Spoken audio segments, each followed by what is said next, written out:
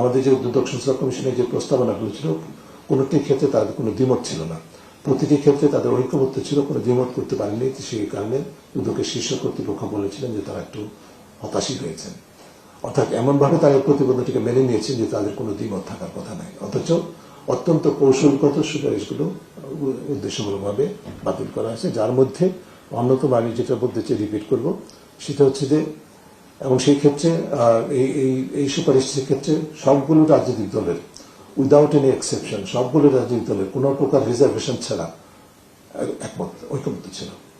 অর্থাৎ দুদকের জন্য পর্যালোচনা কমিটির এক দায়িত্ব ছিল। দুদক যে কারণে অকার্যকর ছিল জন্মলগ্ন থেকে রাজনৈতিক প্রভাব এবং আমলাতান্ত্রিক প্রভাবের কারণে, সেটার থেকে উত্তরণের জন্য অন্যতম হাতিয়ার হিসেবে দুদক যে কাজ কার্যক্রম পরিচালনা করে সেই সম্পর্কে 6 মাস পর পর একটি স্বাধীন বাছাই পর্যালোচনা কমিটি দুদকের সাথে আলোচনা সাপেক্ষে তাদের সাথে সম্মত প্রক্রিয়ায় সম্মত তথ্য সংগ্রহের মাধ্যমে দুদকের কার্যকরের বিশ্লেষণ করবে এবং গণশুনানি করবে।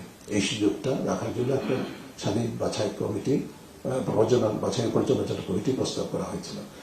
মূল উদ্দেশ্য ছিল দুদকের সর্বোচ্চ স্বাধীনতা আমরা যেরকম চাই, কিন্তু কোন স্বাধীনতাই যেরকম জবাবদিহিতার ঊর্ধ্বে নয়, একইভাবে দুদকের সর্বোচ্চ স্বাধীনতার পাশাপাশি দুদকের জবাবদিহি নিশ্চিত করার একটা উপায় প্রস্তাবনা করা হয়েছিল। সেই প্রস্তাবনাটি বাতিল করা হয়েছে এবং অত্যন্ত ন্যাক্কারজনক প্রক্রিয়ায়। আমি আপনাদের সামনে বলতে বাধ্য হচ্ছি, কারণ একটা পর্যায়ে যখন আমরা জেনেছি যে এটিকে বাদ দেওয়া হচ্ছে, তখন আমরা সংশ্লিষ্ট উপদেষ্টা এবং অন্য যারা শীর্ষ কর্মকর্তারা আছেন তাদের সাথে অধিক পরামর্শ বৈঠক করার সুযোগ নিয়েছি।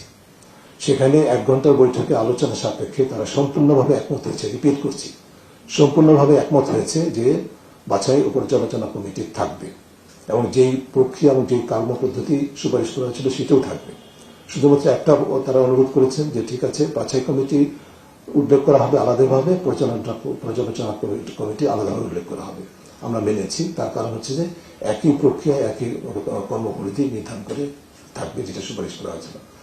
সেটা মান্য হয়েছে, তারা মেনেছেন এবং সেটি তারা সেভাবে প্রণয়ন করবেন অঙ্গীকার করেছেন। কিন্তু আমরা খুশি মনে ফিরে আসলে পরেই আমরা জানতে পেরেছি যে সেটিকে বাতিল করা হয়েছে। আমরা আপনারা জানেন সেটা নাই, তার পরিবর্তে নাম লোক দেখানো একটা প্রভিশন করা হয়েছে যে 6 মাস পর পর দুদক প্রতিবেদন প্রকাশ করবে। এটা কোনো তো অর্থ হয় না। এটা জবাবদিহিতার একটা প্রক্রিয়া নিশ্চিত করতে হবে, যেটি করতে সরকার ব্যর্থ হয়েছে, দুদকও ব্যর্থ হয়েছে। আমাদের জানা মতে দুদকের অভ্যন্তরীণ শক্তি, দুদকের অভ্যন্তরীণ আমলাতান্ত্রিক শক্তি এবং দুদকের সরকারের অভ্যন্তরীণ আমলাতান্ত্রিক শক্তির একাংশের হাতে উপদেষ্টা পরিষদ আত্মসমর্পণ করেছে। সর্বোপরি অন্তর্বর্তী সরকার সংস্কারের নামে যতটুকুই করেছে তার প্রায় সকল ক্ষেত্রেই বাস্তবে অধ্যাদেশগুলো লক্ষ্যভ্রষ্ট হয়েছে। বিজলি কেবলস এর স্কিন কোটেড ইনসুলেশন আগুন প্রতিরোধী। বিজলি কেবলস, নিরাপদ আজীবন। এটা কাটানোর তো একটা পদক্ষেপ, প্রথম পদক্ষেপ যেটাই সরকার ব্যর্থ হয়েছে, যে আইনটাকে পর্যাপ্তভাবে গণমুখী করতে পারে। অনেক ইতিবাচক জিনিস থাকা সত্ত্বেও এখানে ওই যে নজরদারি ভিত্তিক এবং বিচারিক সুরক্ষার ঊর্ধ্বে সরকার বা সংশ্লিষ্ট প্রতিষ্ঠান কর্তৃক এই আইনের অপব্যবহারের সুযোগ রাখা হয়েছে, যেই কারণে যেই ঝুঁকিগুলো ছিল সেই ঝুঁকিগুলি এখন অব্যাহত আছে বলে আমরা মনে করছি। আনফরচুনেটলি এটা সরকারের ব্যর্থতার অংশ হিসেবে আমি মনে করি। যদি আপত্তিকর কিছু থাকে আপনার বিরুদ্ধে, আমার বিরুদ্ধে বা রাষ্ট্রের বিরুদ্ধে, তাহলে সেটাতে নিয়ন্ত্রণ অবশ্যই করতে হবে। তো নিয়ন্ত্রণটা নজরদারির ভিতরে বিচারিক সুরক্ষার ভিতরে হতে হবে, যথাযথ প্রক্রিয়া হবে। এটা যেন পিক অ্যান্ড চুজ না থাকে, এটা যেন উদ্দেশ্যমূলকভাবে না হয়, টার্গেটেড না হয়। আপনাকে পছন্দ করি না তাই আপনাকে আমি হিট করব, আরেকজনকে পছন্দ করি তাকে আমি অবাধিত সুযোগ করে দিব, এই সিলেক্টিভলি, উদ্দেশ্যমূলকভাবে এই ব্যবস্থাটা রাখা হয়েছে এই আইনের মধ্যে, এবং আইনের উপরে ভিত্তি করে যে কর্তৃপক্ষ তৈরি করা হচ্ছে তাকে সেই এখতিয়ারটা দেওয়া হয়েছে। আমি এই প্রশ্নের জবাব আজকে দেব না, ইতিমধ্যে আপনাদের সাথে বিভিন্নভাবে কথা বলেছি এই বিষয়ে, আজকে দিব না, কারণ আজকে আমাদের ফোকাসটা আমাদের এই যে বিষয়গুলো তুলে ধরেছি সেটার উপরে থাকুক, এটা আমি চাই। আপনাকে আশ্বস্ত করতে চাই অতি শীঘ্রই আমাদের এই অন্তর্বর্তী সরকার না, আমাদের কর্তৃপক্ষ পদনের যে 1.5 বছর পুরো মেয়াদ, সেটি সম্পর্কে আমাদের একটা পর্যালোচনা, একটা গবেষণা হাতে আছে, চলবে, সম্পন্ন হচ্ছে। খুব শীঘ্রই সেটা নিয়ে আপনাদের সামনে আসবো। সেখানে এই বিষয়গুলো সুস্পষ্ট করা থাকবে। আমার উপস্থাপনাটা আপনি ক্লোজলি দেখলে দেখবেন যে লঙ্ঘন হয়েছে কিভাবে। যেমন আমি একটা যে দুদক সংস্কার কমিশনের যে বিষয়টি যেটি সনদের অন্তর্ভুক্ত আছে